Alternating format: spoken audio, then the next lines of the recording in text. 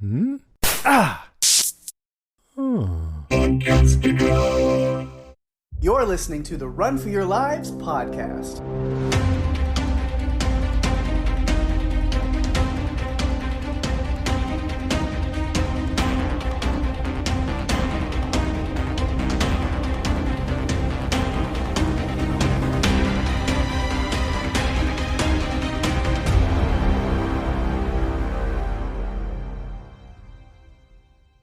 Hey everyone, welcome to the show. I'm Daphne. And I'm Pake. And this is the Run for Your Lives podcast. This episode, we will be talking about the Oscar-nominated animated sci-fi adventure film, Nimona, directed by Nick Bruno and Troy Quane, and released June 23rd, 2023. Yes! And yeah, it's animated, as I mentioned there, which we were talking before recording this. This is the first, other than Mad God, which was stop motion, but I don't think it qualifies necessarily. If we want to talk about, like, animated feature, like, kid-friendly animated movies, this is the first one since the summer of 22, when we did Monster House and Mitchell's vs. the Machines before that, which was also Oscar-nominated, and that's the reason why we're jumping on this one. If you remember, last week we did Society of the Snow. As it's like Oscar season, things are getting, ramping up as we're getting close to the Oscar awards, the Academy Awards. And so I'm pulling some of the nominated films from this year that sort of fit. This one, there's a big like kaiju monster scene at the end of the movie. So yeah, I think it fits. There's that. People were definitely running, Pake. They were definitely yes, running. Definitely. So I think it definitely fits what we try to do on this podcast. And we do like to cover Oscar-nominated films from time to time. Yeah.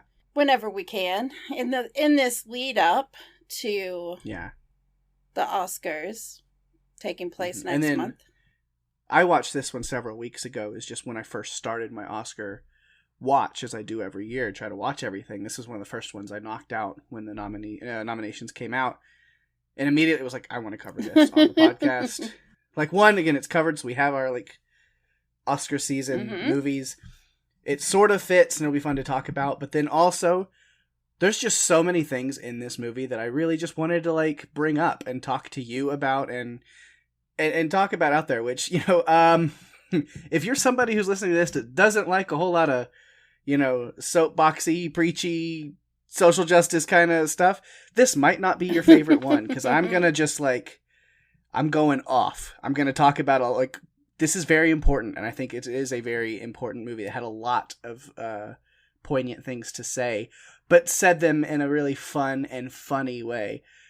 And so that's how I'm gonna do it. If you remember, we said it's been almost 2 years, a year and a half since we've done one of these movies. But when we have an animated kid-friendly movie, we try to keep ourselves kid-friendly here as well. In case any of you listeners have children who enjoy these movies that might want to check in with what we have to say. Most kids don't care about podcasts at all, but just in case, it's safe to play around them for the most part.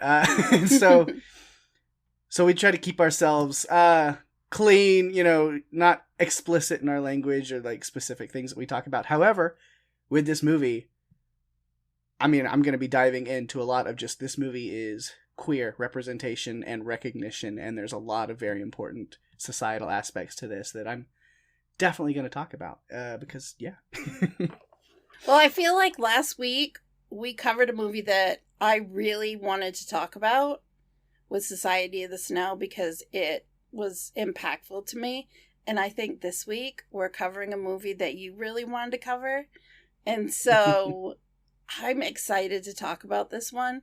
After watching it today, there were just a lot of underlying themes that are so important, especially today, with the way the world is. I think that it connects really well and explains things in a different way just from watching. And it kind of hits home some of those points that people seem to be grappling with out there. So I'm hoping our discussion, we're going to touch on a lot of things.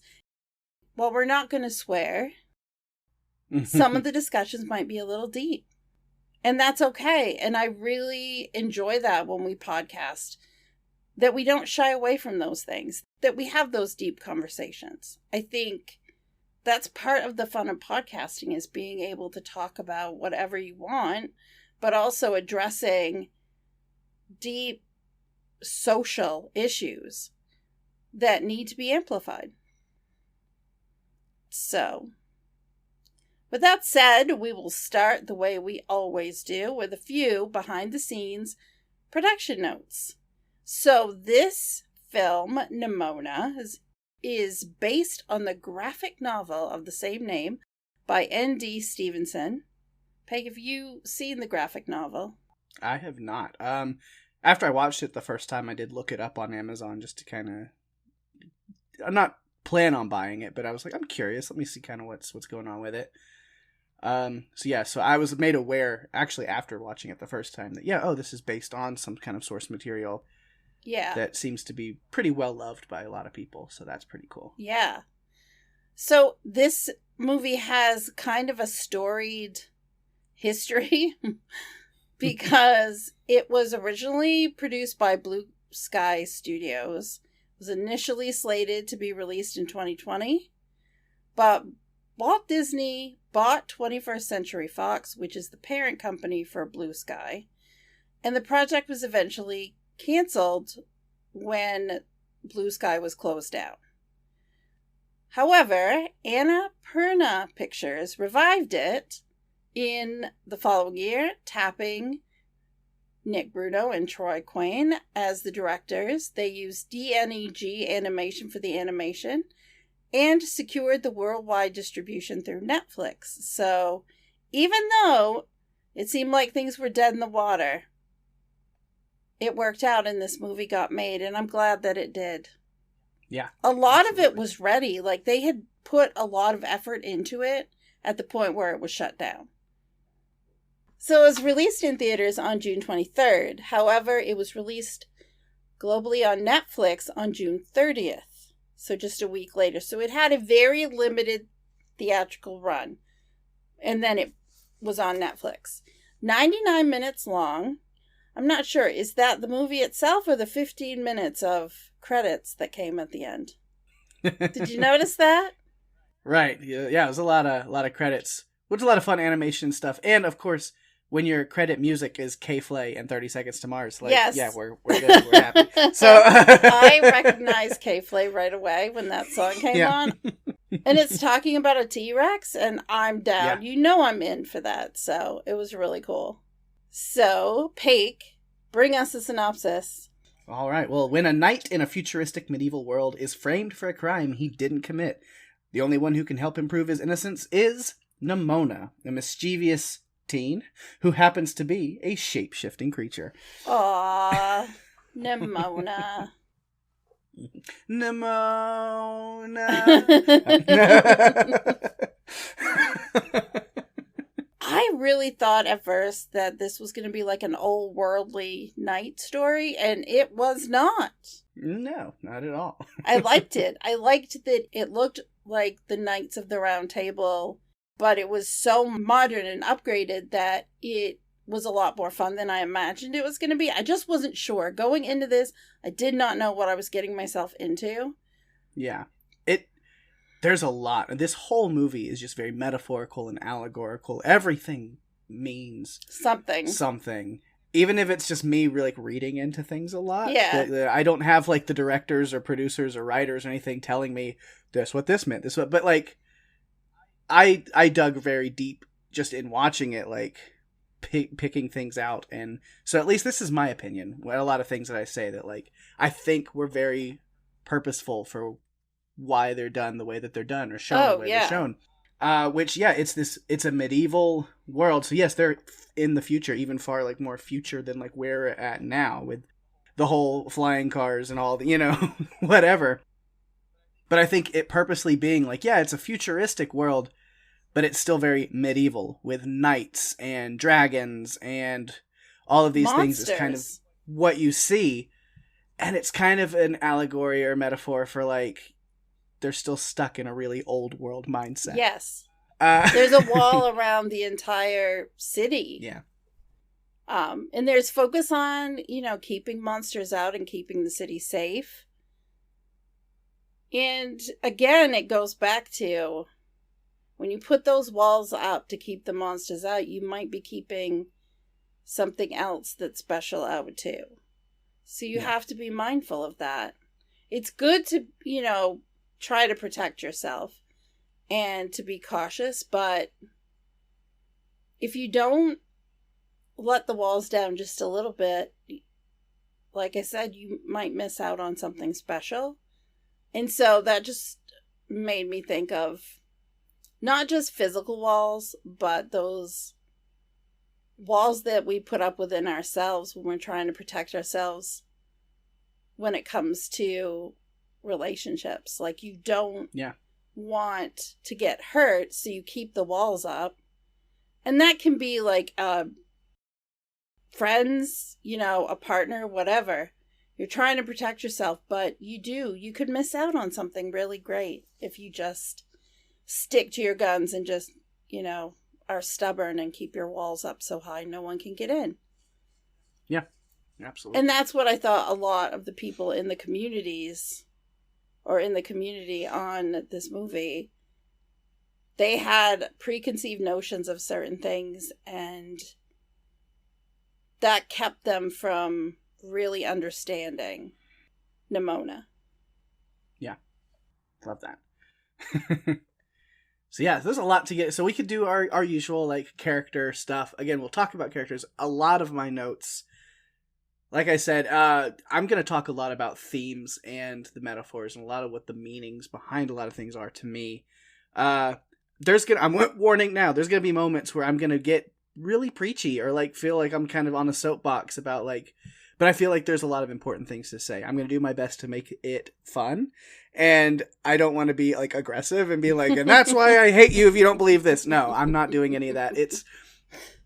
But I just hope that there's some eye-opening things that maybe, although this movie is not subtle in any way. No, it isn't. I feel like it's pretty obvious what a lot of the things are that they're talking about. Yeah. But just in case, I'm going to spell them out for you in some places and talk about what I think is important. So. Well, before we start, can I tell you something funny? Uh-huh. No, I hate humor. I hate comedy in all forms. No. So, you know how in The Office, there's Bears Beats Battlestar Galactica?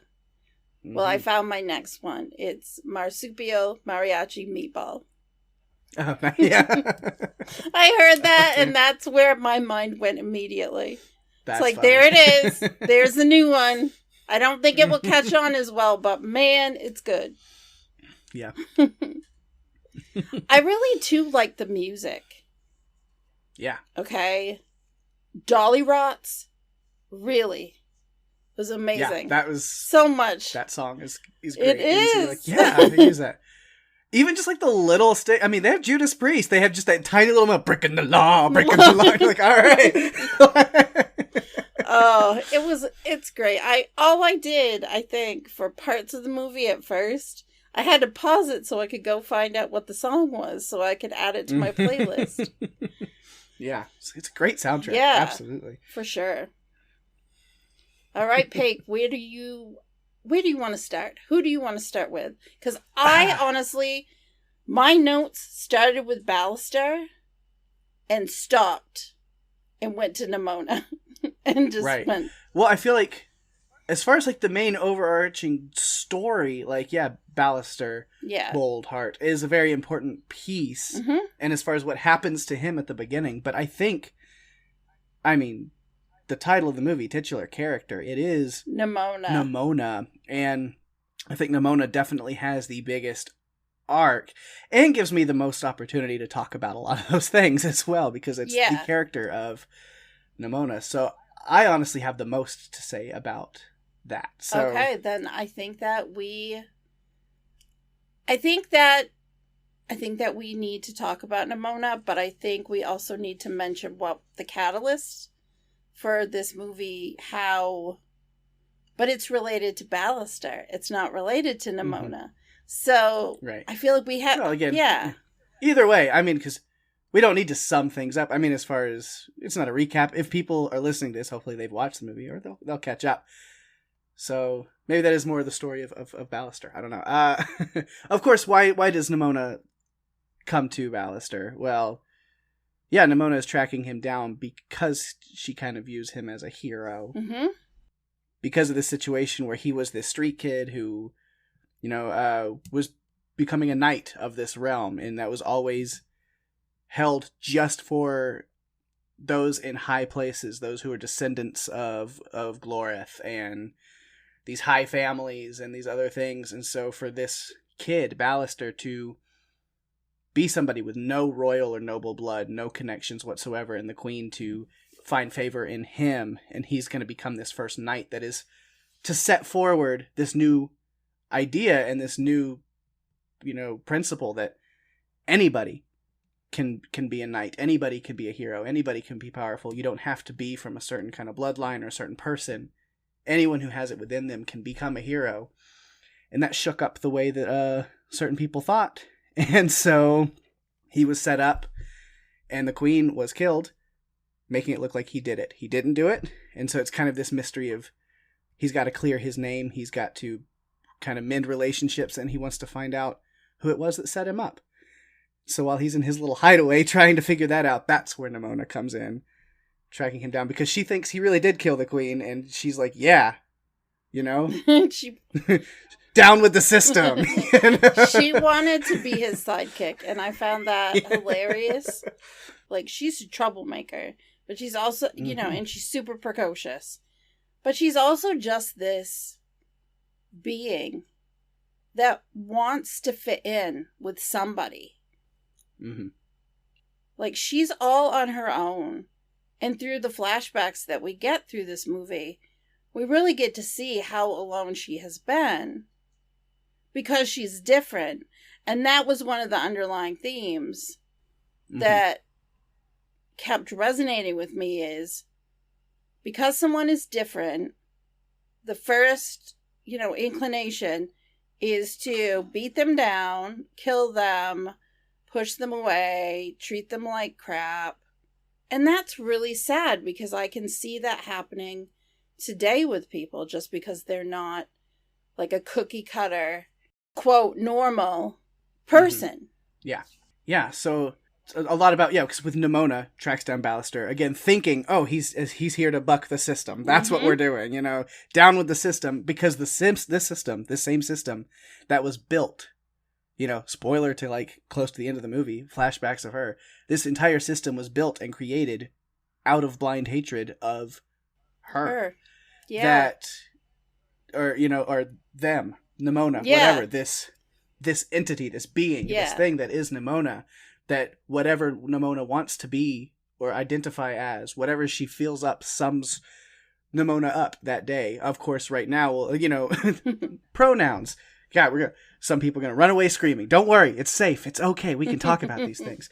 And we have on this podcast before, so that should be no surprise.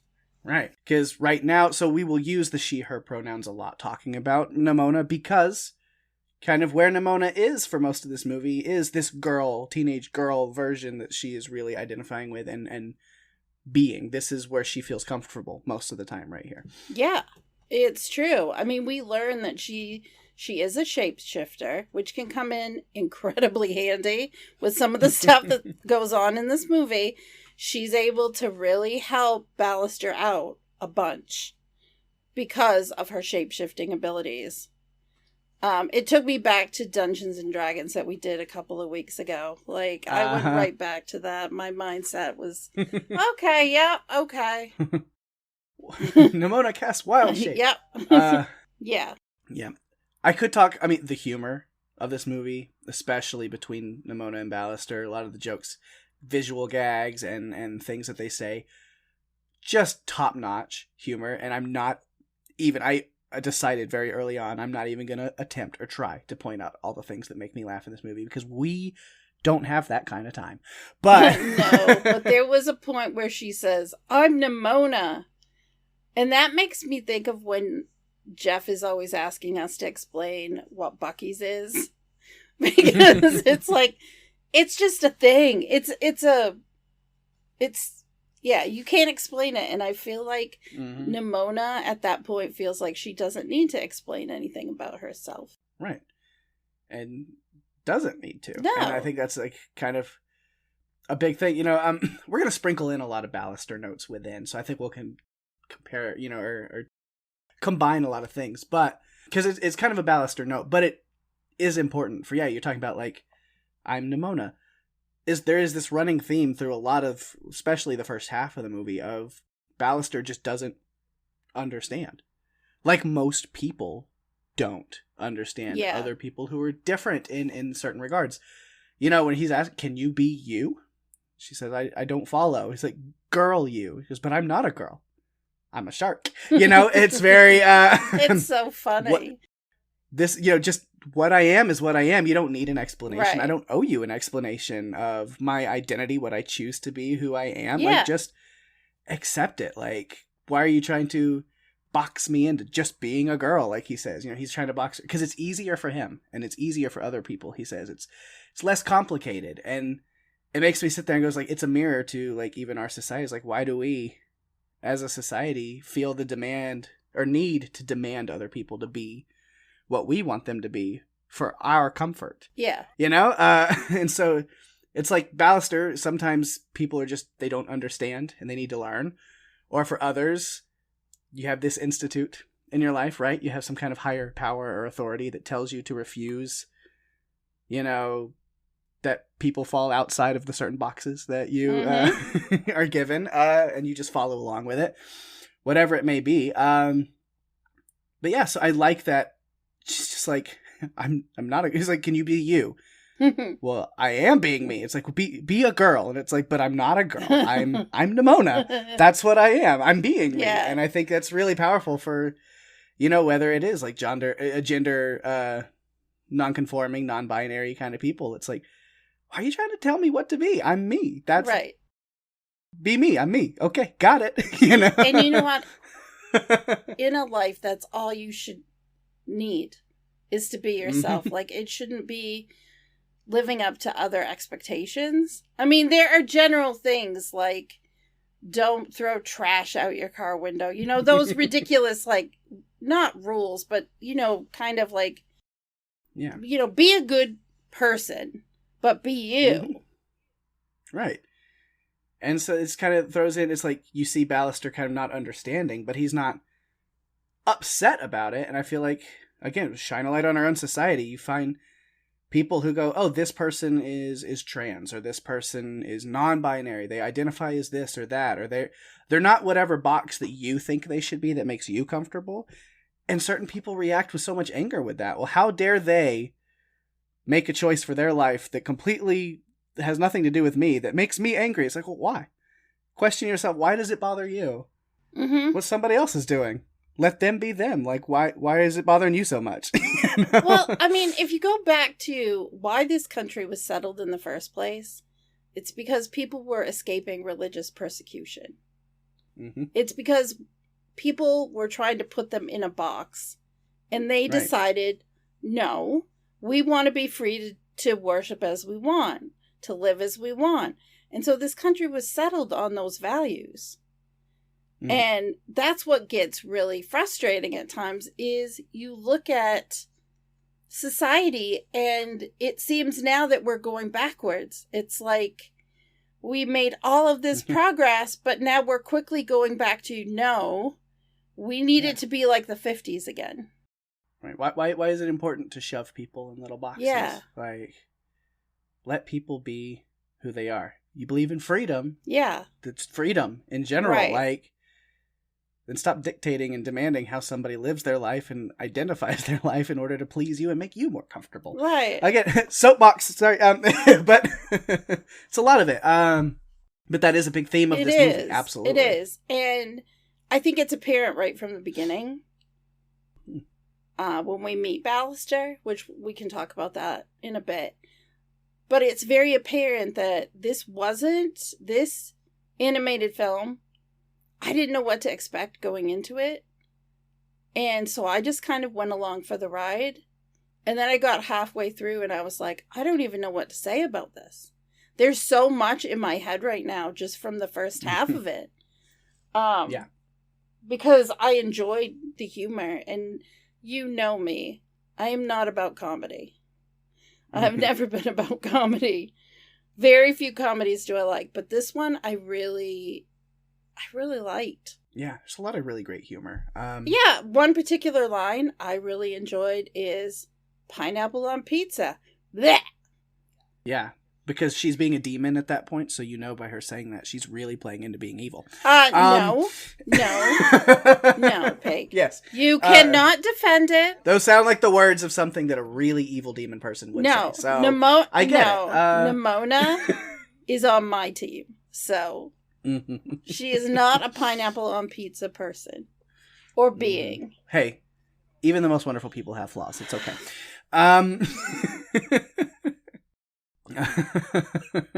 But you know what? I think he started to kind of start to care for her. And I think when the bond really like got solidified is when they were in the car trying to get away and all these arrows hit the car and the car's barely moving. And they get out and there's an arrow in her leg. And he's really concerned about it. And so when he is taking the arrow out and it doesn't seem to faze her, and that kind of blows his mind, and he wraps it, he even ties like a little bow. It just, the care. And that's when I think that's when they really bonded. I think he really bonded to her. I think she was already bonded to him. She was just trying to get his attention and talking a mile a minute, making jokes and being silly and being fun. I mean, she was, you have to admit, at times she was kind of a menace. Some of the stuff she was doing was a bit... chaos and fun. But I liked seeing him bond with her and just kind of be... He even got to be a bit protective of her at times, and I liked that too. Yeah. Man, you jumped all the way to the car. You're going way ahead. I'm still caught up in like, and so she met him because Okay. but that's fine. Because I have a lot of thoughts about things even that lead up to that. Like when she's breaking him out of the jail cell and she's saying, well, you're a villain, so we got to stick together. And he's like, I'm not a villain. I didn't. And she has a line that is pretty important to me. She goes, once everyone sees you as a villain, that's what you are. They only see you one way, no matter how hard you try. And we realize later on, I mean, she knows this more than most people. Exactly. She's dealt with this for literally 1,000 years, right? Yeah. She has, and it's so sad because those flashbacks, they don't show you everything at once. It's like they go back a little bit and then back a little bit further. And near the end, it really goes back. And you get to see, oh, she's had a lifetime of being on her own because everyone's afraid of her. What a terrible life that is, that she has no friends. She doesn't have people, that have her back or care for her. And even worse, they're scared of her, so no one will even get close. And the one person who did ended up turning on her. Mm-hmm. Because of all of the hysteria around her being what they call the monster. Yeah. For being different. Yeah. Yeah, but she is great. Breaking Ballister out of the jail cell. And just that whole thing, again, like I could break down the things that are funny, but like, she's just chaos. Just breaking stuff. I'm going to break stuff. And he's like, we got to be quiet. And she's pushing stuff over and pouring coffee out. And he's like, why aren't you being quiet? Where are the guards? Oh, she took care of them already. Yeah. And she's doing this because she's bored. Right.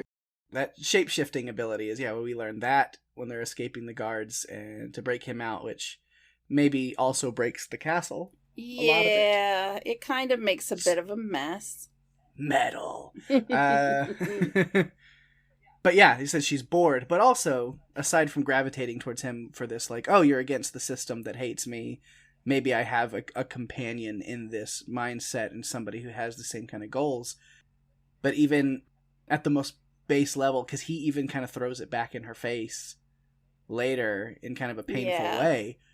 But it is true that she gravitates towards Ballister because it's somebody that she can maybe relate to on this level of being ostracized by everyone else. You know, she says everyone hates you too. You know, it's someone else to commiserate with. Yeah. I think she thinks she has a chance at forming a relationship. And maybe he won't be afraid of her. But she can't get him to embrace the villainy that she wants him to. She really wants him to embrace everything. But she does finally strike a deal with him because he does realize that she's very useful. The shape-shifting ability that she has is really helpful to be able to talk to the people that he needs to clear his name. Mm-hmm. So she makes a deal with him that if they clear his name, she's going to be his sidekick forever. Right. you have to keep me around. You have to be my friend. You can't just leave me alone anymore. Yeah. Which is, again, kind of sad, but that's where she is. And they go around trying, you know, and it kind of becomes this mystery, you know, who, not really who done it, but it is kind of this spy movie kind of thing where they've got to go around and, you know, find connections and interview people and talk and put the pieces together. How do we find out who actually was behind the assassination of the Queen? Who framed you? How do we clear your name? And there's all these little mysteries that come about it as they run around the kingdom doing these things. And she just is pure chaos the whole time. You know, there's tiny little things. Again, she unplugs and breaks this like game that this little boy is riding on and playing. And it's like, one, she just loves chaos. So unplugging it, making him cry is hilarious and fun. She loves that. But also, it is because this game he's playing, he's sitting here stabbing little monsters, dragons and monsters and die. This whole game was created, again, based off of this fairy tale, this story that's been told generation after generation based on hatred and fear of her. Mm-hmm. That has just become commonplace in this society. So much that, like, it's just fun and games for kids. Yeah. That don't even realize that. You know, they have no idea the people or the person or whatever that is being harmed by this. And they're growing up generation after generation with these fairy tales. It's continuing generational hate and fear because they don't know any different. Right. They're just being taught, this is what we believe, this is what we fear, this is what's wrong, it's different, we don't like it, we kill it because it's different. Yeah. It sounds almost like a cult. I did say it. I mean, maybe it is the cult of Glorith, who is their mythical, is this heroic figure? Yeah. For their city. And like you said, it's been years and years and years of this story that's been passed on about how amazing she was. And then we don't find out until later the connection that Nimona has to Glorith. And that really changes everything. It kind of, I think Ballister thought he was making headway in his efforts to clear his name. And then it all goes back to Nimona and Glorith in the past. Yeah. Yeah, he doesn't realize that all of that is there. Because right now it is just, I don't know who this girl is, who she is, you know, why is she helping me, but I'll take it. Gets him out of some tight moments. I love her impression of Ballister in the, like, subway. Was so really funny. You know, it's a good distraction, you know, I'm loitering and littering. You know, oh, my heavens, no. Oh, and not the freestyle jazz. Oh. That made me laugh because Ambrosius is actually reviewing video of that, and he's like, he knows right away that isn't Ballister. It's like, he doesn't like... Hates freestyle jazz. Yeah, but then Nimona returns and pizza rats themselves onto the train. Yes. Which is a great visual gag. The pizza rat. Of course, they had to include that. I love it. But yeah. So many things. Going back, I mean, just, I've said it, but I have the note about it. It is a very queer film. Mm-hmm. And not just queer representation, as important as it is, but this is queer recognition. Mm-hmm. And I think it is very much like surface level. Like I said, they're not subtle. As it's talking about, recognition of the hard parts that, of being someone who just wants to be happy in your own skin. The hard parts of doing that, the recognition of that, the constant attacks that are thrown at you and the fear you live in for just trying to exist. Mm-hmm. So, yeah, it's a fun animated movie on Netflix, but I feel like if it helps one person realize that they've been wrong or view people differently, with more love and compassion, then it's a successful and powerful film to me. I think so. Yeah, I have to agree, because there were moments that of course, okay, I shipped Ballister and Ambrosius right from the beginning. I think I told you this before we started recording. And getting to see that right at the beginning just made me take a step back and say, okay, so this is going to be so much more than an animated film about clearing someone's name. It's going to be so much deeper and bigger. So I changed my mindset like right away. It was like, okay, yeah. I remember the first time I watched it, like you see them, like they're like, oh, they're friends, and they were roommates. Yeah. And then it gets a little more like closer, and I was like, oh, this is gay stuff. Yeah. Awesome. Yep. Awesome. Good. We need more of that in just like general entertainment and like stuff. Just representation's important. Yeah. Because that's the great thing about like their relationship is it's not like, yeah, like there's a lot of queer recognition in this movie, but their relationship's not even part of what they're talking about. In this movie. Like that's just secondary. Yeah. That's just normal part of what's going on. It is. And if you look at their backgrounds too, like Ballister is someone that the Queen saw at a young age and wanted him to be a knight, wanted him to be in the guard. And that just wasn't something that ever happened. But Ambrosius is a direct descendant of Glorith. Mm-hmm. So you're getting two people with two completely different backgrounds that have connected. And it's so much more than just like this. It's not about the physical relationship. It's this. Ambrosius really knows Ballister. Like, he can pick out all the things, that, like we just said, when Nimona is impersonating Ballister, he can tell right away. He's like, no, that's not him. That's not him. Because he knows him so well. And they've connected, and you don't get it. And as you said, it's secondary, but you still can see in different ways the way they connected those two characters. Yeah. That it's not always just, it's not a blatant in your face. It's kind of subtle at times. These little ways of showing you how much they care about each other without having to put a sign up saying, B loves A. Yeah. Mm-hmm. And I liked that because it wasn't the main part of the story.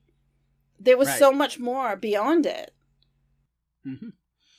Yeah. Again, like Nimona, title of the movie, carrying a lot of the story, but then again, the allegory, the metaphor.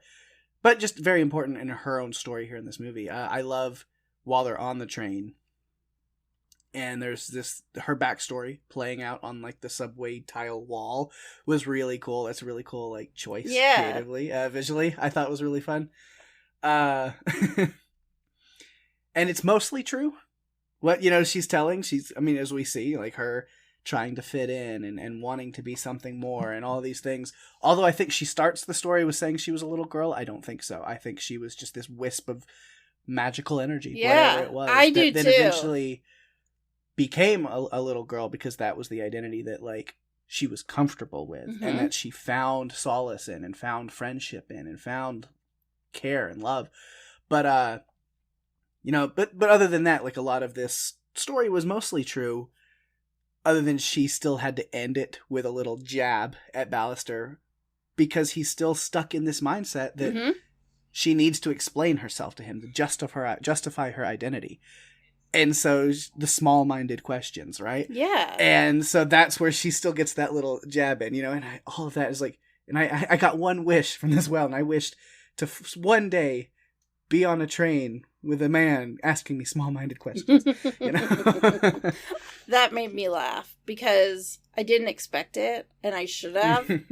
But it was still kind of early on in the movie. I think that she, as much as he drove her crazy with his questions, she drove him equally as crazy with her antics. Yeah. But I think that she really connected with him, as you said earlier, because she looked at him as a villain and ostracized. So shouldn't she be able to find a friend in someone who is going through the same things that she is? But then she does agree to help him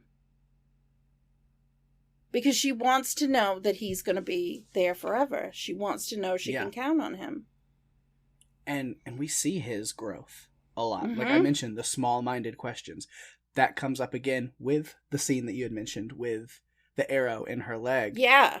And I like that, you know, does it hurt? And she's like, it feels kind of stabby in the leg region. He's like, no. And, you know, I'm not talking about the arrow at that point, but he's questioning about her shape-shifting and things. And then he cuts himself off and goes, sorry, small-minded questions. Like, he's learning. Mm-hmm. He's understanding.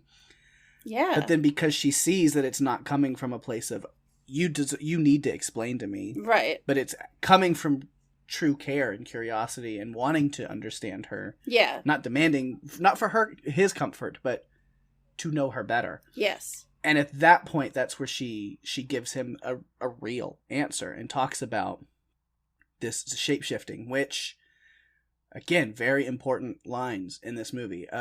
Me personally, I have never felt any kind of dysmorphia about gender or identity or anything, so I'm not one to speak on it personally. I am very much a cis male. Like, that's my identity. That's where I'm at. And so I can't speak on it personally, but I feel the way that Nimona explains her shape-shifting is very apt. I feel like I have non-binary and trans friends that I almost feel like I could go to and be like, what, tell me, like, how well is that done? So maybe I'll hear from some people, but, you know, just her summing it up with, like, honestly, I feel worse when I don't do it.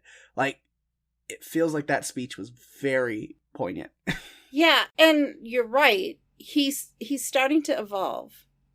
Because instead of being demanding, he's just almost just asking her to help him understand by asking questions that are more thoughtful and less, you know, interrogating to her, because I feel like that's one of the issues, you know, even in society, is people are just so quick to interrogate someone or have a higher tone, or it's not always what you're asking, it's how you're asking it. If you're using a tone that seems like it's attacking the person, mm-hmm. No one's going to want to answer your questions if you're doing that. You've got to come at it from a point of, can you help me understand?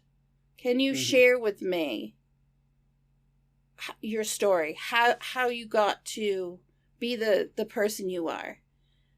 It's about compassion. And I think that was one of the things that I saw grow so much in Ballister, was his compassion, his level of compassion that he had towards Nimona.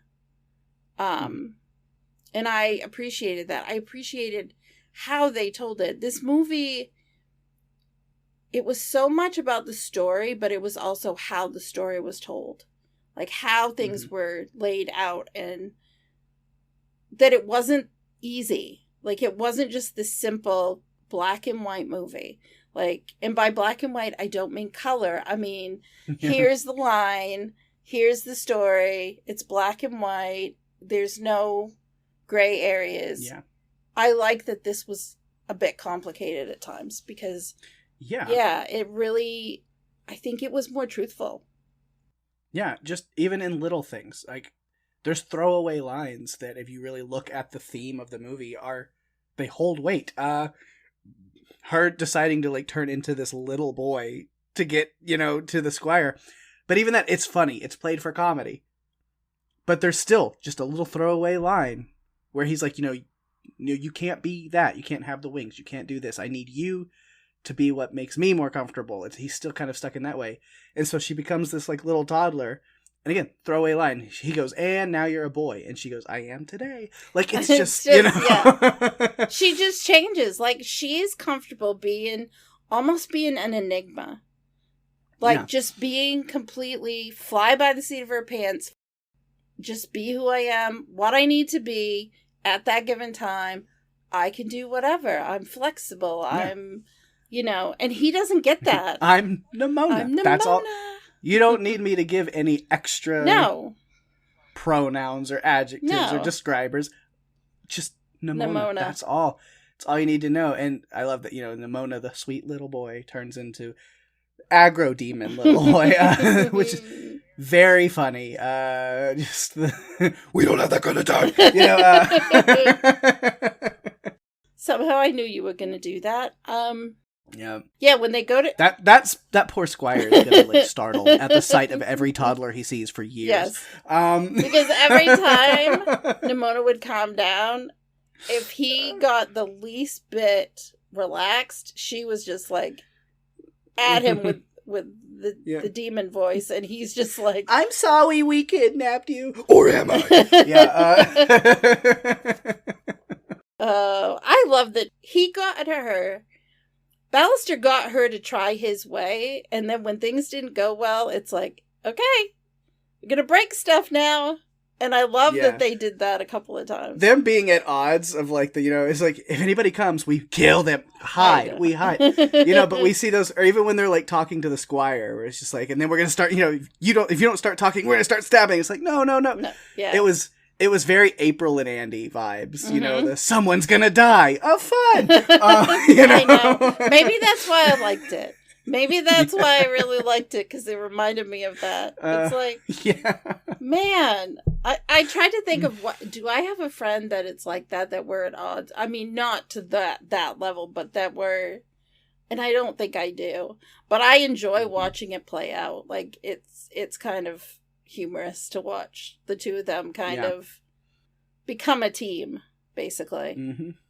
Yeah. And then you mentioned, finally, when his way's not working, then, you want to know what she is. You want to know. Uh-huh. All right. Break stuff. Yeah, like you said. And a theme that I pulled out, something that so this isn't even a quote from the movie. So if it is really poignant, then you can quote me and I'll feel special. And if not, then Daphne said it. No, I'm kidding. But no, I thought about it whenever she's fighting all the guards or all the knights, and there's innocent standby-bys that are, freaked out by the whole thing. And then of course her soul is crushed by this little girl who's terrified of her. But it kind of was like, how do you compare this to like real life with people that this is like an allegory for? And what I thought of was, it's hard to prove that you aren't a monster or the bad guy when every day is a fight to survive as yourself against those who are attacking you, when those are the people you're trying to prove it to. Oh, Pake. That's... Wow. It's true, and it is about survival. Because I feel like a lot of times it's a life and death thing. Mm-hmm. And it shouldn't be. I mean, we're talking about human beings, is what we're talking about. We're not talking about murderers, I guess. Murderers are human beings, yes, but you know what I mean. Yeah. I mean, we're talking about people who are just trying to live their life. And there are just people that are so focused on not letting them live the way that they choose to. Yeah. And so it's just like, you're overly, vindictive, or you're aggressive, or it goes both ways. You hate other people for having their beliefs. And it's like, it's hard not to paint yourself as a villain sometimes, because you have to stand up for yourself and you have to fight back. Mm-hmm. And when the people you're fighting against are the people you're trying to prove that you are a good person and that you deserve to belong, you know, how do you balance? What is that balancing act of proving that you deserve to be there while also fighting for your spot? And they're not going to like you fighting back, you know? Right. I think because sometimes it's just easy. Like, I grew up in a small town, and a lot of times it's just easy to conform and do what everybody else is doing just because that's what's expected and it's easier. But since I've moved away and I live more in a metropolitan area, it's become very clear to me that you can be who you... There are places, there is a world out here where you can be who you are. And it's okay, and you can be supported, and there are people that will love you. And find your people. Find Always your find people. Your people. And sometimes it takes a while. Mm-hmm. And like I said about the walls, I know that you want to keep them up. But sometimes you got to be vulnerable, and sometimes you got to lower those walls down and take a chance. Because you will find your people.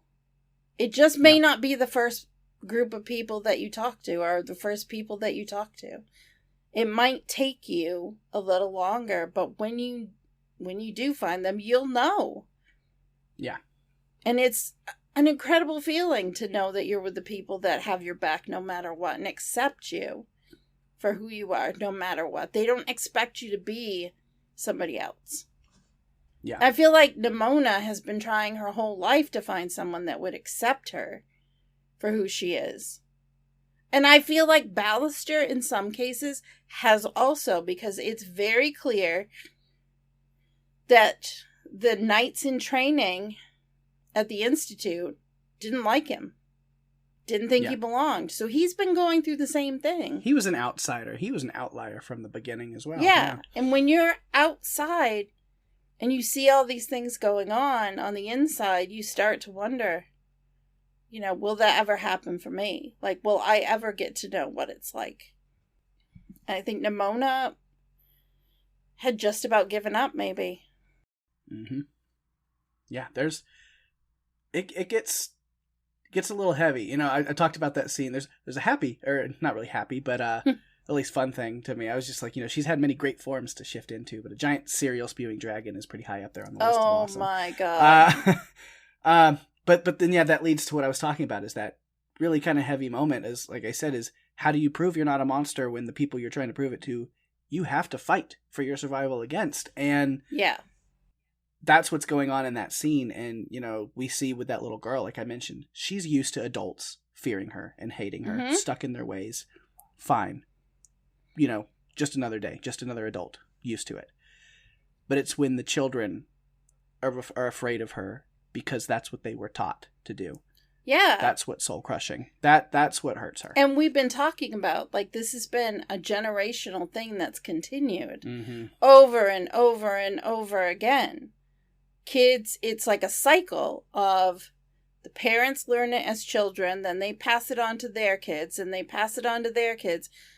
So it's true. It's how it is. It's you know, fact as far as they're concerned. Hatred is taught. And so she's so just crushed and affected by that situation that's when they go back to the hideout. And then she has the line that hits me the hardest in this movie. Just the most poignant line. Oh, I bet. Where she says to Ballister, I don't know what's scarier. The fact that everyone in this kingdom wants to run a sword through my heart, or that sometimes I just want to let them. That broke my heart. It broke my heart. Which made what happened near the end so poignant. Because it was like he knew. And he was stopping it. And I couldn't believe, you know, I just didn't know how this was going to end, because sometimes these animated films end with a happy, sad moment. Like, no, please don't do that, what I think you're doing. Right. Which, I'll get to that. definitely have thoughts. I have a lot. If you think I'm done tying things into things and being kind of preachy, I'm just getting started. Oh my gosh. I've got a lot to say with this one. I just feel like, just where we are, like, I'll be very real. Like, again, I'm not trying to offend anyone or trying to, like, what I have to say is more important than what other people believe. But, like, it's important to me. And maybe people will listen to this and go, whatever. He's just some bleeding heart liberal socialist, whatever, and move on. But then, maybe something I have to say will mean something to somebody, and that's all I can hope for. It's just, I feel like there's a lot of important things that I want to say. Yeah. Well, but in a lot of the movies that we cover on this podcast, it's usually something bad is happening to people. There's like a disaster. There's a creature. It's a horror movie.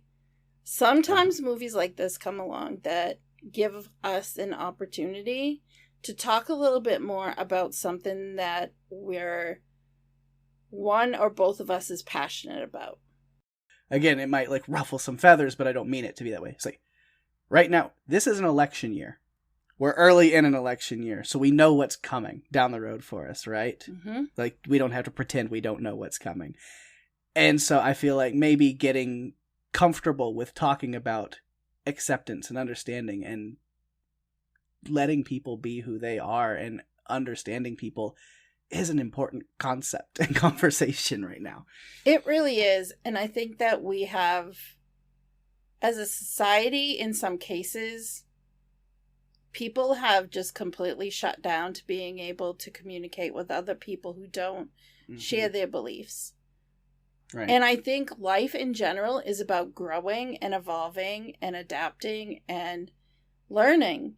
And probably the next 6 to 8 months, are a big opportunity for people to learn and grow.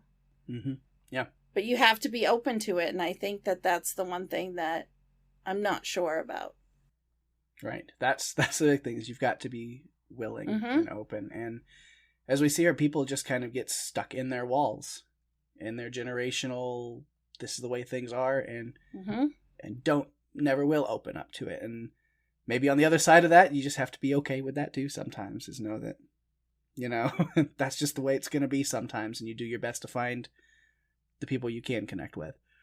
Yeah, it's interesting. I was on another podcast, because I have another podcast, and one of the things we talked about is just because we do things the way or believe things the way that they've always been doesn't mean that that's the way it should be now. And that you have to reevaluate and not just take a route because it's the easiest one.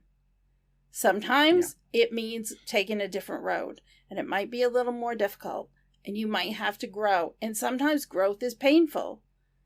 Like, it just is. But if you do it and you open yourself up to it, you can learn so much. And again, it goes back to the walls. Let the walls down just a little bit, and you might have something special come into your life. You just have to, not be afraid. I know it's hard not to be afraid, but you really, you don't want to miss out on something that can enhance your life. Absolutely. So there are so many people out there that I just wish you just let the guard down a little bit. Yeah. Man, we're getting real speechy and inspiration-y, and it's good. It's great. But back to the movie for a second. No, just there's a lot to still talk about, but oh my god, we will get back to that mode soon, I'm sure. But to move things along for me, so we're not here 3 hours later going, I still got so many notes.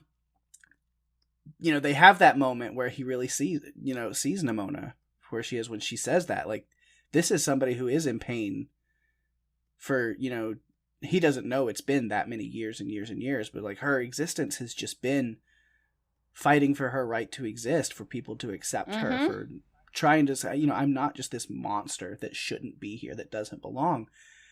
And so he is there to cheer her up in that moment. He still falters. And I think that's an important thing, is like, when people find somebody that they connect to, when they find allies, when they find those people aren't going to be perfect. Mm-mm. Ballister screws up several times my in gosh. this movie. Yeah. He snaps at her. He says the wrong thing. He turns on, these thoughts and things that were indoctrinated into him come back up and rear their ugly head. And it hurts her. Mm-hmm. But he's trying. And that's what's important. Yeah. Is he's continually growing. Yeah. And it takes that. Humans are complex, flawed, different, difficult to understand sometimes. We all have our own quirks. We all have our own beliefs. But I think through everything that they're going through, I think it just makes it stronger. Yeah. I think their connection just continues to grow stronger because of everything that they go through, even the snapping and the fighting and the silliness and the antics and all of those things. I think they just continue to grow together. Yeah. They end up working well as a team. The first time he really calls her his sidekick is they come up with this awesome plan. They get the director's confession. Mm-hmm. With her shape-shifting, she pretends to be Ambrosius and goes in and confronts the director, who would have happily murdered Ambrosius, as we see, to keep things as they were. Yes. To keep the status quo, to glorify Glorith, right? Yep. That's what it's about, and they're able to get that confession and really see that side of the director. And then the real Ambrosius sees the sword in there afterwards, and it starts his spiral. Mm-hmm.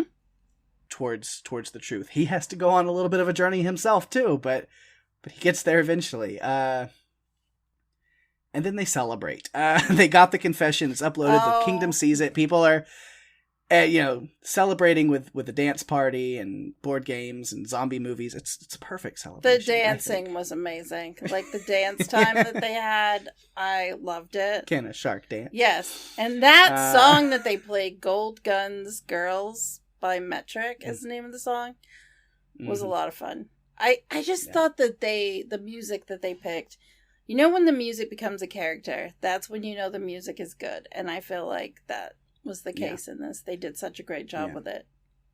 During that little dancey montage scene, we get the moment where, Ballister opens the door and Nimona is standing outside with the pizza box shapeshifted into the director to scare him. And even though it's kind of a little joke, it is a foreshadowing of exactly what the director ends up doing in order to get out of this situation. By saying it was a deep fake. No, by saying... Kind of. I mean, yeah, but in a way, she's like, the monster clearly shapeshifted into me to spread a lie and to slander my good name and to undermine all the great things that we are doing and working on, Even if it isn't true.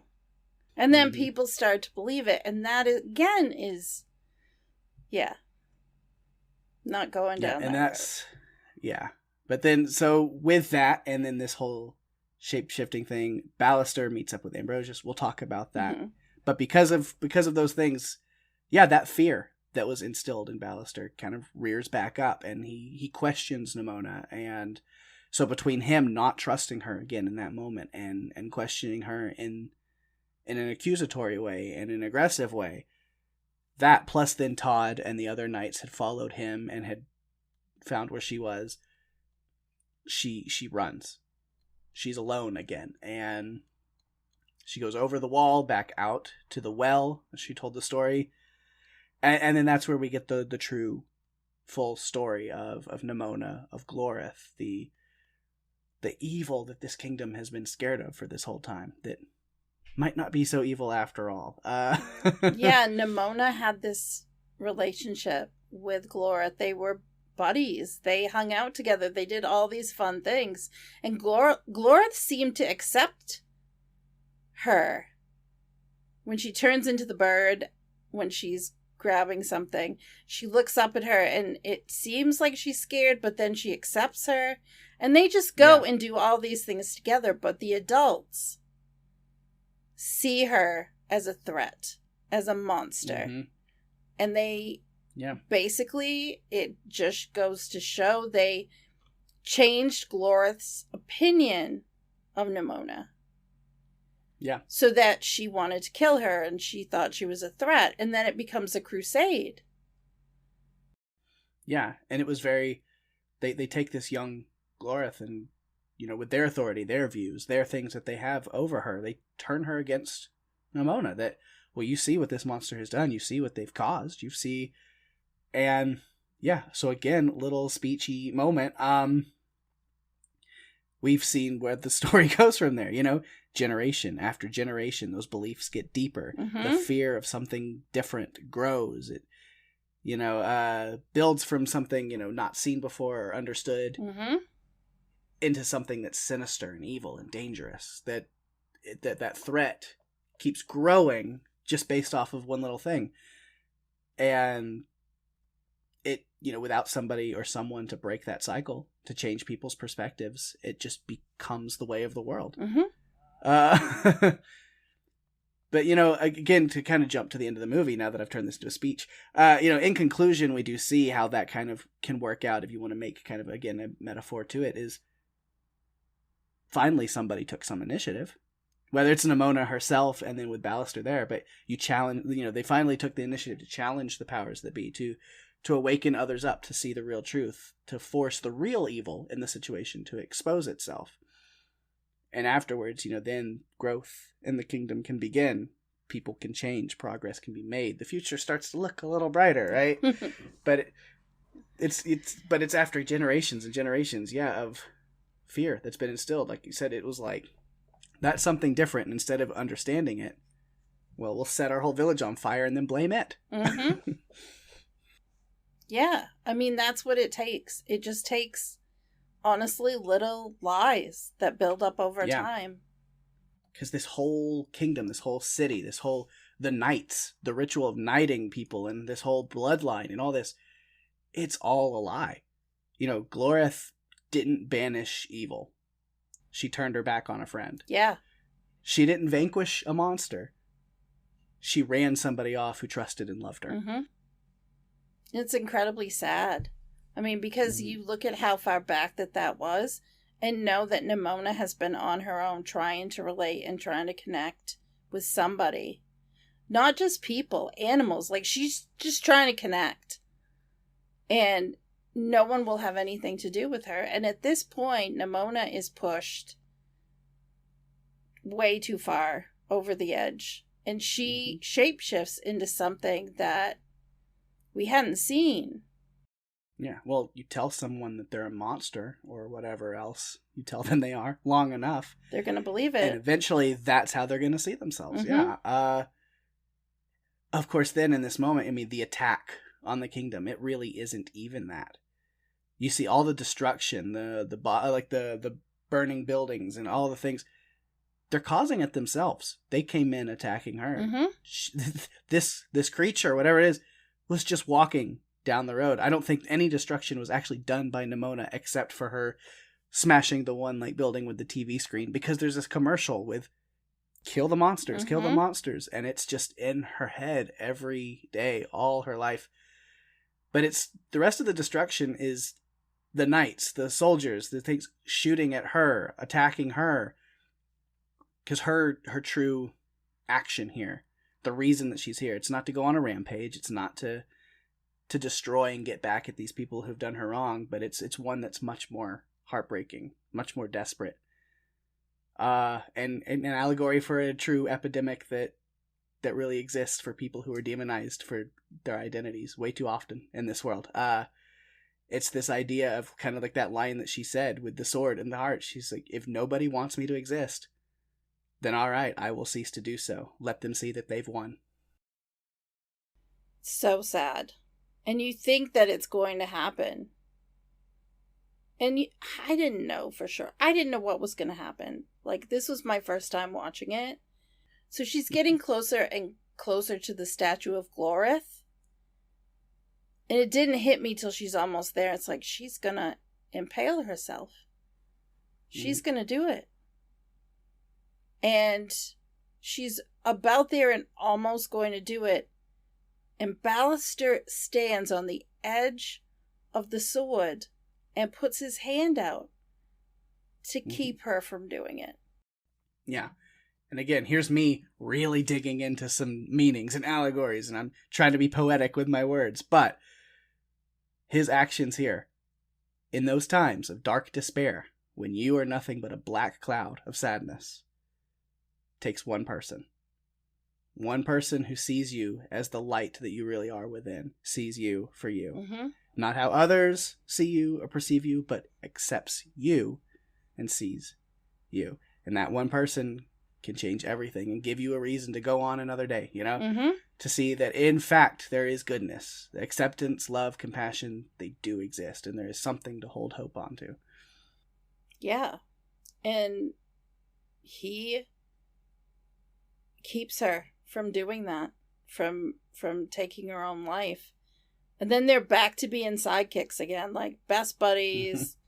They have to stop the director from destroying the city. And Nimona, she goes on her own. It's time to break stuff. Gotta break stuff. You know, honestly, if this had not been animated, I mean, I feel like they missed an opportunity to play break stuff. Except that it's not. It's an animated film, so it probably wouldn't fit. However, I think it could have been fun. Yeah. But she goes, and in attempting to stop the director, there's this huge explosion, and Nimona turns into these flecks of energy. Mm-hmm. And that takes me back to something you said earlier, that maybe that's what she is. Maybe she is flecks of energy. Maybe she's just energy.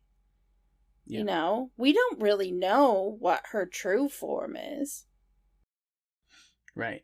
But at least to Ballister and to those watching at that moment, it seems like she just sacrificed herself to save the kingdom. You know, and with that, you know, the destruction of the gun, destruction of the director, the wall also crumbled and fell. There was a destruction of the wall. The one thing that the director feared the most, right? Talking about her nightmares of the wall cracking and crumbling down. And it did, but what was her fear? You know, what was on the other side of that wall? Was it monsters and danger? Or was it just a more beautiful world? It's a beautiful world. You know? More people. Yeah. With different lives. So much more to experience than the little scared life within the walls that the Institute had built around themselves.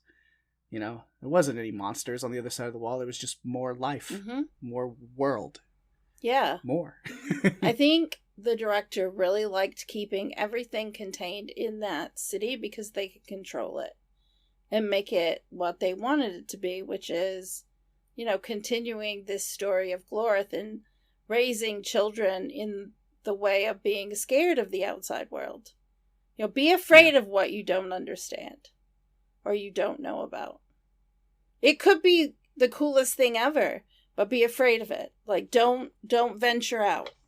Don't go beyond the wall. Yeah, but then with the wall blown down and this new perspective on life, it changes everything. Here for the kingdom.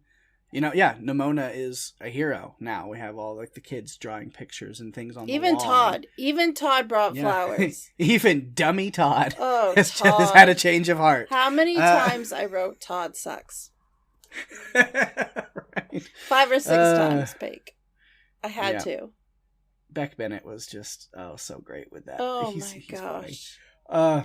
But her existence as she really was what made the kingdom better. Mm-hmm. Right? She kind of saved people from themselves in a way. At least saved them from this oppressive protector, in quotes, that they had. And unfortunately, again, let's tie it back to like some heavy stuff in real life. Sometimes in real life, it does take tragedy to finally see a real hero for what they were or are, you know? Mm-hmm. I feel like that's kind of what that was here. Yes. Ballister goes back to his bachelor pad, like, I don't know, man cave. Yeah. He goes back to his man cave and starts sprucing things up a little bit and just clearing away all of his other stuff he doesn't need anymore and just, making it habitable, I guess. And he gets a knock at the door and goes to answer it, and there's nothing or no one there. Or is is there? Is Nimona really gone? Hey, boss. Which... Yeah, and again, this is based on a graphic novel, which I have not read.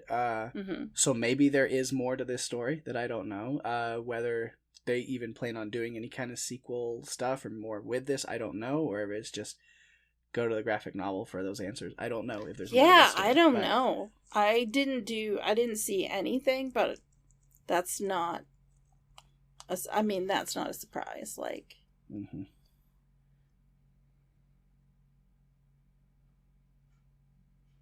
So yeah, I think that it took quite a while, but yeah, that's a big bulk of it. But I think that covers pretty much Nimona. It does. The end, the re-beginning. Yeah. I think maybe she just respawned. I don't know. Maybe not. I like to think that she respawned. She was a fun character. Because she was kind of like driven by chaos, and I think I'm the opposite of that. So it's kind of fun to see someone just run amok and do what they want. Because I'm much more structured. So when you're watching a movie, sometimes it's fun to watch characters that act differently than you would. Yeah. So, right. Do you have any other notes on Ballister?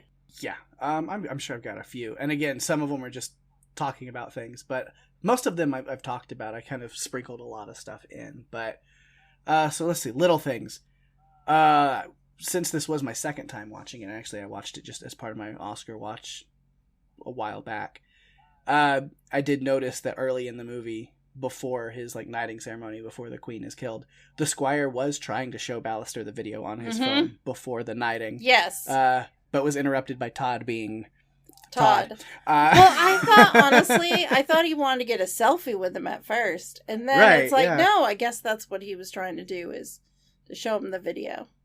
But yeah, so then Ballister's set up, has to flee, go into hiding as a wanted man. When they're breaking out of jail, they run into Ambrosius, which is a funny, because it's like those little humor moments where he's just like, he's being sarcastic. He's like, yeah, sure, murder him, murder them, murder everyone. And there's Ambrosius standing there. And it's like, oh, God. Of course, worst timing. But what he's most crushed about in these moments is this break in the relationship between him and Ambrosius.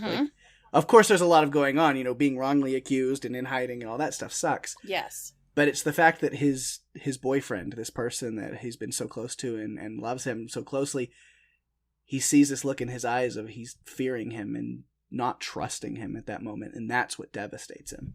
Yeah. Because they were very close. And as we've talked about, they knew each other so well that it's painful when you think someone that you've let in and thinks that you're somebody that you're not. It hurts. Yeah. Arm chopping is not a love language. Oh my God. That's another thing for your soundboard. Put that on a t-shirt or a coffee mug. Probably something somewhere. And then I questioned again after they talked with the squire. You're like, well, why didn't the squire say something to anyone all this time? He had the video about what the director did. Like, after the queen died, wouldn't he want to be like, here's what happened? And so you wonder, why didn't the squire say anything until now when Ballister is questioning him? And then it's the same reason that Ballister won't make this video public at first when Nimona's asking about it. It's this blind faith in the Institute and the things that are there. We should cover up the dirty parts of one person or some people's actions so we can protect the system that we're so comfortable with. What does that sound like? Anyway, for the greater good. The greater good. Yeah. Yeah. But yeah, I think that's pretty much all for Ballister, because then I covered a lot of the other thoughts earlier, especially, my thoughts of him his actions and saving her at the end there. Yeah. Oh my gosh. Like, of course you're going to be there and do that. Of course you have to do that because you love her. She's your sidekick. You have to do it. Speaking of Nimona and her monstrous form, it's actually completely different than it was in the graphic novel because they wanted to make her character be more sympathetic or peaceful than terrifying. So they made her like this black, gaseous, cloud-like creature.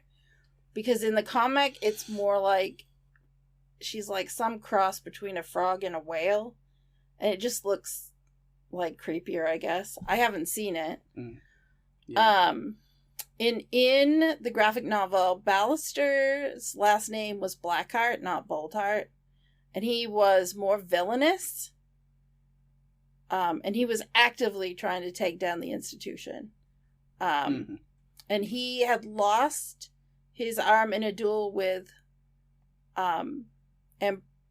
Ambrosius.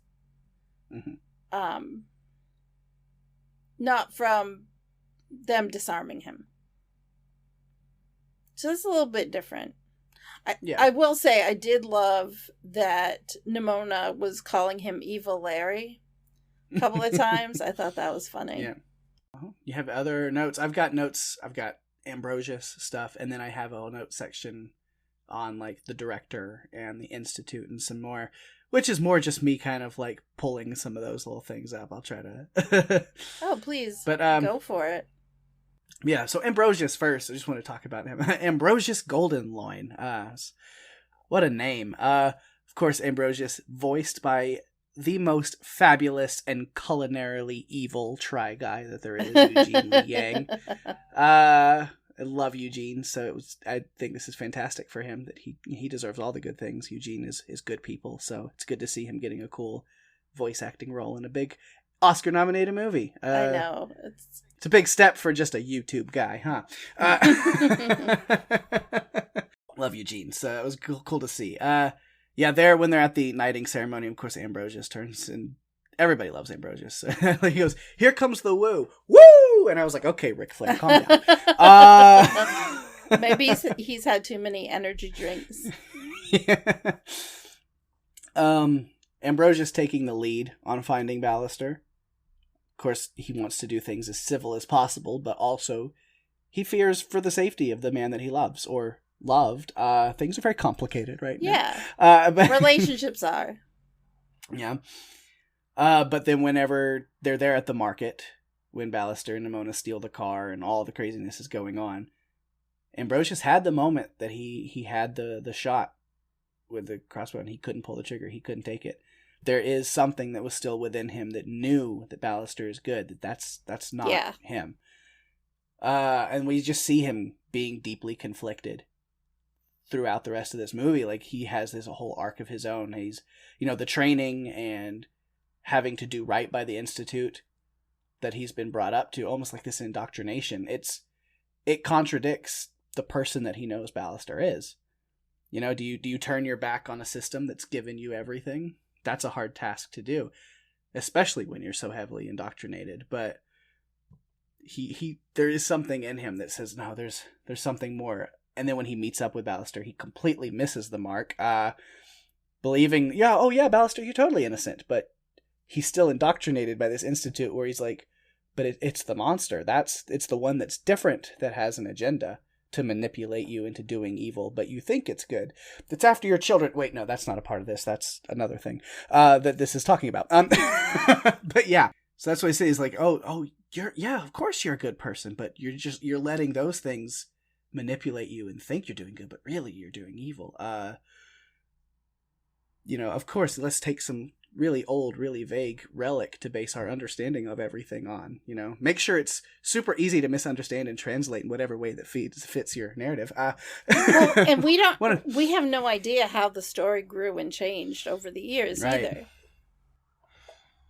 But his whole arc going through those things, and it's like you see him pulling against this institute and his training and this indoctrination and the ways that things have been for so long. And I love that, like, one of his final lines in the movie is to the director finally when she's like, fire the cannon. He says, no, it's over. And he says, and what if we're wrong? What if we've always been wrong? Yeah. It's so much deeper than an animated movie. Yeah. It really is. Then I don't know what other notes you have, but then yeah, so I'm trying to go through quickly. So the director institutes stuff like that. Again, just this movie is so chock full of allegory and stuff that this tale carried on for generations upon generations. The evil that was fought against and defeated by Glorith. And all it is just something that's different and misunderstood and then feared. Fear is taught, passed down for generations until the fear of that thing keeps people from experiencing anything different from the comfort inside their walls. Even to where entire organizations are built and dedicated to preaching against that evil. And it's dangerous and a lot of things that sound very familiar to things I've experienced in life. Years of tradition are dictating that the warriors must be protectors and descendants of Glorith, but this time it's different. There's an outsider, a street kid of no noble blood that's being trained and eventually knighted, or is supposed to be, but the powers that be oversee the status quo. The director here just can't let someone different within the fold. Different is dangerous. You know, you let one thing change and it's a slippery slope. How many times do you hear that? Too many times. Well, this would lead to this, it will lead to that, and the next thing you know, yeah. Just a little fun thing, the announcers at the beginning of the movie with like the news broadcast talking about Ballister and stuff, the male voice in the announcers was RuPaul, so yes. That's fun. It's not what Glorith wanted. That's a little on the nose. Bonk. But yeah, important things should be shown for the ridiculous things they are through light stories sometimes. When Ballister's about to be knighted and the director says, today the kingdom will see you for who you really are. In retrospect, that's ominous. Yep. Didn't go exactly how she thought it was going to go. The director's just so evil. Yeah. Which is why I have to give so much props to Frances Conroy for doing an know! incredible voice acting job. That oh was my god. So amazing. I had to look it up because I thought it was her voice, but I wasn't sure. And then I looked it up and it's like, wow. Yeah. Because I don't really think of her as like voice acting too much, but it was very good. Yeah. She had very calm but menacing tone. It became more menacing as time went on. Yeah. Of course, talked about Beck Bennett doing the voice of Todd. This airheaded himbo, who has a great running gag of just never being able to let go of the whale thing. What about the whales? The whales. It's tiny whale. Hurry before the whales show up. It was one whale. It was one whale. Okay. Man. Yeah, it was great. And then, of course, if we're going to go into allegory of, okay, so what's the kind of person that Todd is exhibiting, is standing in for? I feel Todd falls under the category of people who are too immature to understand and accept people's differences. Instead, they view themselves as someone who's likable, funny, and cool because they can gain attention from their peers for their ability to mock and belittle people who are different. And they find their identity in that personality. You know, aka half of any Facebook comment section. Oh, I've seen you in there. So I get it. I don't get a notification, but something pops up and it's like, oh boy, what has Pake said now? Is he going to Facebook jail? But yeah, Rhinoperous. We need someone who's born for this. I was born. A, I'm gonna need a big sword, and 3, this guy passed night training. Yeah. Did he pass elementary school? I don't. Kindergarten. Let's go back to kindergarten. Right. Of course, they're just like little, not really snarky, but just things I notice in here. You know, the don't be alarmed alarm, right? We have your best interest in mind. Let the Institute tell you what to believe and what to fear. Because as long as you're fearing something, we can guide that fear to accomplish our goals. And thankfully the Squire, you know, thanks to him for wanting to be a TikTok star with a crush on Ballister, because now we have the video evidence that the director swapped the swords. Again, that evidence that doesn't really come into play, but it was enough for Ballister. He knew. I mean, he got to see that. He figured out, you know, at least he knew who he was up against at that point. Because before that, he really didn't know. Yeah, and could talk to Ambrosius and plant those seeds. Yeah. Well, it's while he's talking to Ambrosius there at the bar. Nachos! Director comes on TV and has the whole, like, it was, The monster did shape-shifting, it. pretending to be me, the monster did that, and then, the classic, you can't trust anyone approach, could be your neighbor, your brother, your sister, your friend. And it just keeps people from talking to each other. Yep. It segregates people and keeps them separate from each other. Right. And then, like, the last note about that, we talk about, like, the big gun, in trying to rid themselves of this monster, this unsightly, horrific beast that they want no part of. The director is willing to kill many other innocent people, I will damage the world that I have sought to protect in order to destroy what I view as bad. Yep. This thing threatens to change the certain way that I believe the world should be, so I'll give it everything I've got. Consequences. Be damned. Oops. I'm leaving that in. I have to. Yeah, I was trying to find. I was going to say that, and I stopped myself because I was like, I don't know if I can say. No, we have. That's to. a better way to say that. Feel but like yeah, we have to. But yeah, that's exactly. Yeah. What that is, and then that is all the notes I have. Thank you for listening, everybody, and putting up with me getting, hopefully not too fired up, but having a lot to say. The only thing that I have left is I just want to talk a little bit about Blue Sky, which was the company that originally was putting this together. They are behind like Ice Age and Rio and a bunch of other films. They had been in business for like 30 years before Disney bought out their owners. The co-president, Robert Baird, was really disappointed because it was basically dissolving his, quote, family, which was about 500 employees. And some of their ongoing projects were canceled, including Nimona. But he said he and a team of about 25 to 30 former employees were able to get the movie in front of Megan Ellison, who founded Annapurna Pictures. And she loved the reel that she saw and wanted to be the studio to make it happen. So that is how Nimona went from being canceled to having a space and now being an Oscar-nominated film.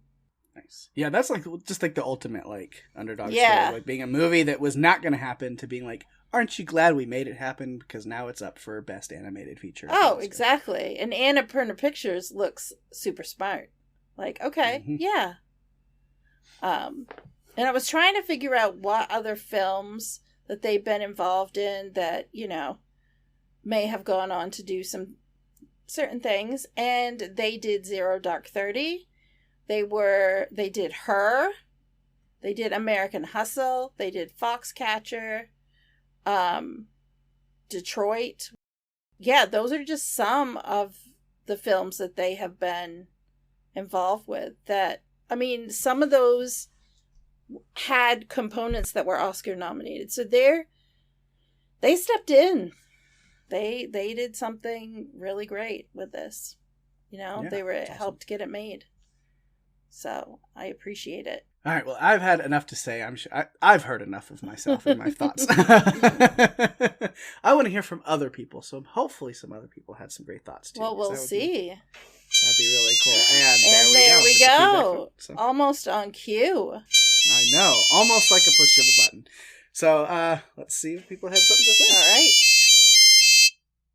All right, we do have a couple pieces of feedback this week right here for Nimona, which I'm super excited from. And spoiler, they're the best kind of feedback for this one, I think, because both of them are from parents who watch these with their kids, young kids, and that's awesome because it is so cool. Which is great for this one, because, yeah, if you listen to the episode, you remember, you're thinking, if you didn't turn it off and run away going, oh my god, Pake had way too much to say on this, soapbox of social justice, and he won't shut up about it, and I'm tired of hearing it, then if you've made it to this point, then good. Because it's good that we have some really good feedback like that. So I'll let you start with that. All right. Well, Catherine. Hi, Catherine. So glad that you send us feedback every week. I love hearing or reading what you have to say about the movie that we're covering. So this week she says, I watched Nimona with my almost 5-year-old daughter and we both loved it. When the Queen died, I wondered if I shouldn't let her watch anymore, but she just looked at me and calmly stated, well, that's not good. Once Nimona started shape-shifting, we were both all in.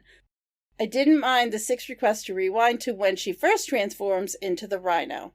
Nimona gave us the chance to talk about some rough concepts like how we treat people can affect how they treat others, and we dealt with some big emotions too. At one point, my daughter asked, why is she so cranky? And when I explained that it hurt Nimona's feelings when they called her a monster, she simply replied, she wasn't a monster. She was just a dragon. My kid was also upset when the dragon gets stabbed in Sleeping Beauty, so she might just be very empathetic towards dragons. The animation reminds me of the cell shading from The Legend of Zelda Wind Waker video game. It's perfect for showing intense emotions and graphic violence in a way that isn't traumatic to younger audiences. My only complaint, there isn't a toy or figure line of Nimona and all of her animal transformations. Of course, my daughter now wants a Nimona whale, a Nimona rhino, a Nimona ostrich, and a Nimona duck, even though I'm not sure we ever saw her transform into a duck. I love that. Thank you, Catherine, so much. I'm so glad that you watched the movie with your daughter and really appreciate you sending feedback in. And then we have another one here from Alex, who I think this is the first time we've heard from him, and says, so I put this on with my daughters, ages 5 and 9, solely because of this post. I went in completely blind. I was amazed at how fast it all started. Quick 5-minute exposition dump, and we were off to the races. The story was compelling, the action scenes were really electric, and there was never a slow moment. I was amazed we found the saboteur so early, and that she was exposed as quickly as she was. Granted, my 5-year-old saw the movie at her mom's and spoiled that secret in the first 3 minutes of the movie. The pairing between Bal and Nimona was really sweet, and I liked how they presented the mob mentality problem. Also, medieval systems in a futuristic world is a genre nowhere near well enough explored. I was thoroughly impressed with this movie, and I'm so happy you're covering it so I could be introduced to it. Oh, Alex, thank you so much awesome. for sharing your feedback. I really loved the feedback we got this week. Mm-hmm. I think it is cool that you both watch the movie with your kids. Yes. It's great. So if you would like to submit feedback like Catherine or Alex, you can find us on Facebook and Instagram at Run For Your Lives Podcast. You can email us, runforyourlivespodcast@gmail.com. And if you're enjoying the show, please tell all your friends. We are available on all the podcast players, Apple, Spotify, and YouTube, and more. You can go to runforyourlivespodcast.com for all the links that you're ever going to need. And give us a review on Apple Podcasts, as that's the best way. Share the love and get us out there even more. We really appreciate it. We do. Absolutely appreciate it. Every bit. And so, yeah, if you send in feedback, we hope to hear from you more and more. And more of you, we'd love to hear from you as well. But yeah, speaking of sharing the love, got to give those shout outs to things going on in the podcast universe around us right here on Podcastica. Of course, the cast of us, formerly the Walking Dead cast, going back to its Walking Dead cast roots as The Walking Dead, The Ones Who Live, is nigh. It's right upon us. It is coming out. If you're listening to this on the day we dropped it, it's in like 2 days. This weekend, the first episode is dropping, and we get to have our Rick and Michonne goodness. And yeah, cast of us will be right on it. They got screeners this time. AMC usually doesn't ever do screeners, so I know. And you know what they're also doing?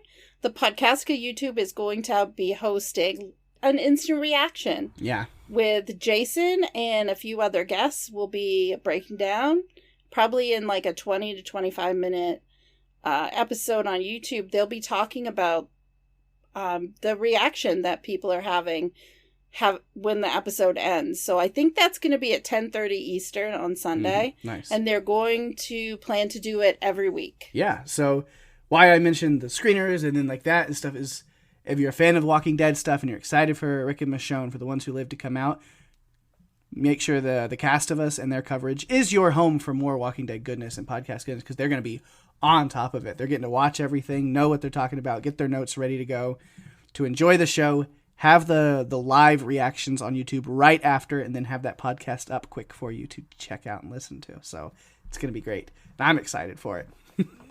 I'm so excited. Rick is my favorite character, and I've often wondered what would have happened had Andrew Lincoln not left the show. Mm-hmm. Like, how would he have dealt with the Whisperers and all of that? We didn't get to really know. But I'm really looking forward to how they tell this story, this piece of the story with him and Michonne. Mm-hmm. So, I'm ready. I'm excited. It'll be a lot of fun. Ready to dive back into the world of The Walking Dead. But other Podcastica stuff to check out, of course, with more rewatch stuff going on. Ben and Kristen still killing it over on Revisited, doing their coverage of Ted Lasso. They are in season 2 right now. The episode Man City, which, yeah, big one. So go check that out, and the rewatch of Ted Lasso going well over there. And then Cara and Penny, still slaying, the name of the podcast, but also what they're doing while covering Buffy. Season 3 completely right now, the episode The Wish this week, so make sure to go check that out. And then a little bit on the outside of Podcastica, our good friends over at TV Podcast Industries. The Bad Batch, the final season on Disney Plus is here. It's out. And they're covering it. Their first episode, covering the first little bit of that, is up right now. So you can pop over to TV Podcast Industries and go check that out.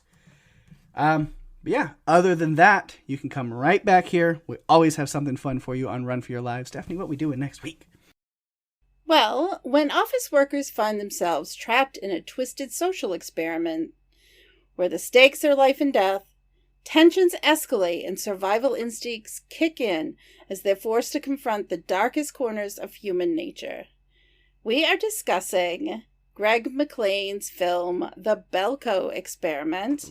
It was written by James Gunn, and it stars John Gallagher Jr., Tony Goldwyn, and John C. McGinley. Yeah, it'll be a fun one, crazy one, bloody, gory, wild. So if you are newer to Run for Your Lives and you're just jumping in for this episode specifically on Nimona, don't bring the kids back next week. It's not a one for them. No. No, but we do have episodes in the past that we've covered that you may want to listen to if this is your first episode. We covered Mitchell's versus the Machines is one that we covered. We've done Monster House. Yeah. And then for Leica fans, we have done Paranorman and Coraline, so those are sitting back there too in the recesses of our episodes somewhere back there. Yes. We've got quite a backlog. Yeah. Well, that brings us to the end of our episode. Thanks everyone for listening. I'm Daphne. And I'm Pate. And if you have to run, you better run for your lives. Arm chopping is not a love language!